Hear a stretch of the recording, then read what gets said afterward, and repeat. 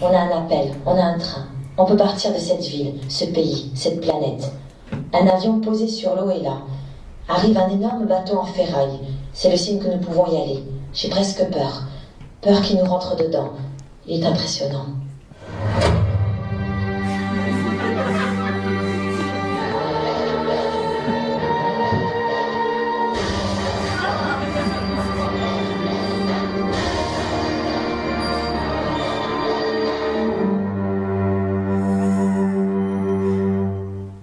Nous sommes sur une autre planète, je crois. Tout est désert. Les gens sont partis. Il reste que quelques bâtisses. C'est étrange. On rentre dans une grande salle des fêtes, un genre de hangar. Il y a des gens qui font du théâtre. C'est une autre espèce.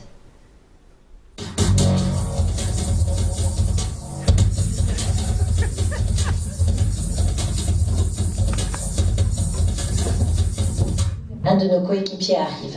C'est un Chinois. Sa famille veut le tuer. Quelqu'un est déjà mort. Il arrive blessé. L'homme qui cherche à le tuer est là. Il a une arme étrange, comme celle des Klingons. S'il blesse avec, on meurt. Mais je crois aussi que ça empoisonne. Je me bats avec lui, mais je réussis à le battre. Dans le hangar en fer, on doit être tranquille normalement.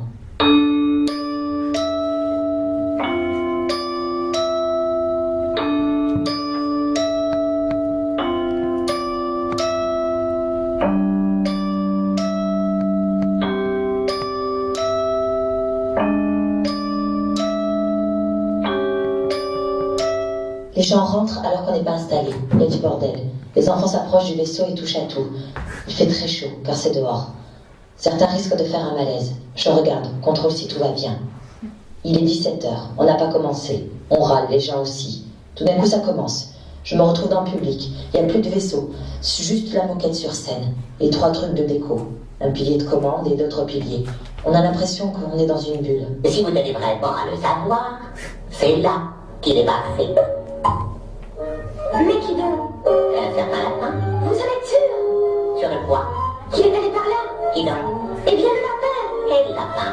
Oh, mais vous venez de dire il y a à peine 1 minute. Oh, c'est agaçant. Savez-vous vous tenir sur la tête?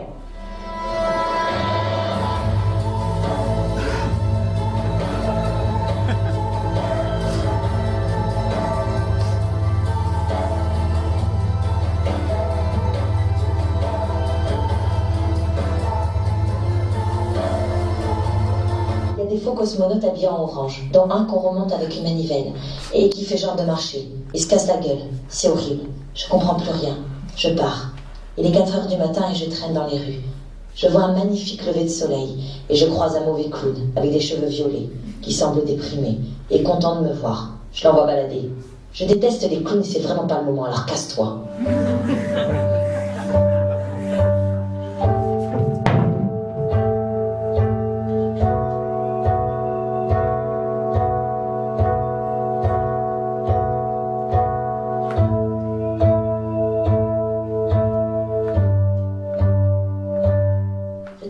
Je traîne en maillot. Je veux m'inscrire à un truc où tu sautes d'un plongeoir haut de 50 mètres. On me déconseille d'y aller, demandant ce que je cherche à prouver. Je me dis qu'il faut que j'y aille. Je vais m'entraîner à la piscine. J'ai un peu peur. Je me rends compte que j'ai la marque du maillot d'avoir été dans le théâtre quand il a fait chaud et que je ne suis pas épilée. On voit des gens voler dans le ciel en parachute fermé mais étiré. Bizarre. Ils se sont vautrés sur le quai du port où on est, mais sans se faire mal. C'est 3 Chinois, dont 2 nanas qui sont habillées pour sortir en soirée.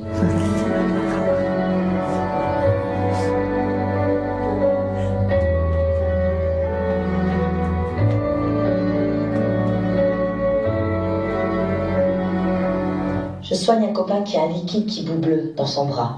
Il dit que c'est sa faute, que c'est lui qui a fait ça. Je crois que je lui mets de la bouffe dessus. Je sors de chez moi, mon appartement. Je croise un mec, brun, grand, maigre, qui ne sourit pas. Il est à moitié shooté et je le sais agressif. Je l'ai aidé la veille ou l'avant-veille, mais il m'ignore. Je descends les escaliers et ouvre une porte, que je sais être celle d'un appart non habité de ma proprio. Je veux que ce soit ouvert et salé parce que je le demande. La proprio est là, elle trie du linge, d'anciennes robes, que j'aimerais lui racheter d'ailleurs. Je l'entends cracher dans le lavabo. Elle vomit. Alors je regarde par la fenêtre en me bouchant les oreilles. Il pleut. Il y a un énorme oiseau mort. Je me dis qu'il faudra faire attention en sortant. J'enfile mes collants.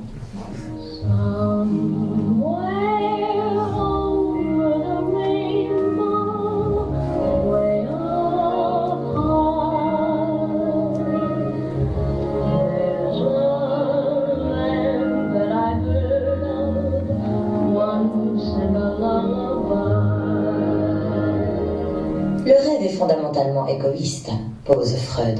Dans l'univers.